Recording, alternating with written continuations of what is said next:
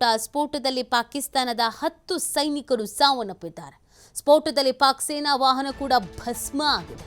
ದಾಳಿಯ ಹೊಣೆಯನ್ನು ಹೊತ್ತ ಬಲೂಚ್ ಲಿಬರೇಷನ್ ಆರ್ಮಿ, ಸ್ವಾತಂತ್ರ್ಯಕ್ಕಾಗಿ ಹೋರಾಡ್ತಾ ಇರುವಂತ BLA ದಾಳಿ ಹೊಣೆಯನ್ನು ಹೊತ್ತ ಬಲೂಚ್ ಲಿಬರೇಷನ್ ಪಾಕಿಸ್ತಾನಕ್ಕೆ ಬ್ಯಾಕ್ ಟು ಬ್ಯಾಕ್ ಹೊಡೆತ ಬೀಳ್ತಾ ಇದೆ. ಮತ್ತೊಂದು ಕಡೆಯಲ್ಲಿ ದೇಶ ಉಳಿಸಿಕೊಳ್ಳುವಂತ ಸವಾಲು, ಒಂದು ಕಡೆಯಿಂದ ಭಾರತದಿಂದ ಪ್ರತಿಕಾರದ ಆತಂಕ, ಎರಡೂ ಒಟ್ಟೊಟ್ಟಿಗೆ ಆಗಿದೆ. ಸಮಯ ಕೆಟ್ಟೋಗ್ಬಿಟ್ಟಿದೆ ಪಾಕಿಸ್ತಾನದ ಬಲೂಚಿಸ್ತಾನದಲ್ಲಿ ಬಾಂಬ್ ಸ್ಫೋಟ ಆಗಿದೆ. ಸ್ಫೋಟದಲ್ಲಿ ಪಾಕಿಸ್ತಾನದ 10 ಸೈನಿಕರು ಸಾವನ್ನಪ್ಪಿದ್ದಾರೆ. ಸ್ಫೋಟದಲ್ಲಿ ಪಾಕ್ ಸೇನಾ ವಾಹನ ಕೂಡ ಭಸ್ಮ ಹೋಗಿದೆ.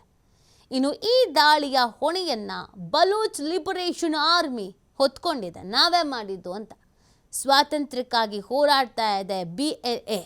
ಈ ದಾಳಿಯನ್ನ ನಾವೇ ಮಾಡಿದ್ದು ಅನ್ನುವಂಥ ಹೊಣೆಯನ್ನ ಬಲೂಚ್ ಲಿಬರೇಷನ್ ಹೊತ್ಕೊಂಡಿದೆ. ಈ ಮುಖಾಂತರವಾಗಿ ಪಾಕಿಸ್ತಾನಕ್ಕೆ ಬ್ಯಾಕ್ ಟು ಬ್ಯಾಕ್ ದೊಡ್ಡ ಮರ್ಮಾಘಾತ ಇದು. ಈ ಕಡೆ ಭಾರತದಿಂದಲೂ ಕೂಡ ಯಾವಾಗ ಬೇಕಾದ್ರೂ ಎಂಥದ್ದೇ ಪರಿಸ್ಥಿತಿ ಎದುರಿಸಿ ಅಂತ ವಾನ್ ಹೋಗಿದೆ. ಇನ್ನೊಂದು ಕಡೆಯಲ್ಲಿ ಅಲ್ಲಿ ಬ್ಲಾಸ್ಟ್ ಆಗಿರೋದು, ಒಂದು ಕಡೆಯಲ್ಲಿ ದೇಶ ಉಳಿಸ್ಕೊಳ್ಳೋ ಸವಾಲು, ಮತ್ತೊಂದು ಕಡೆಯಲ್ಲಿ ಭಾರತದಿಂದ ಪ್ರತಿಕಾರದ ಆತಂಕ. ಎರಡೂ ಪರಿಸ್ಥಿತಿಯನ್ನು ಒಂದೇ ಸಮಯದಲ್ಲಿ ಎದುರಿಸಬೇಕಾದಂಥ ಪರಿಸ್ಥಿತಿಯಲ್ಲಿ ಇದೀಗ ಪಾಕಿಸ್ತಾನ ಇದೆ.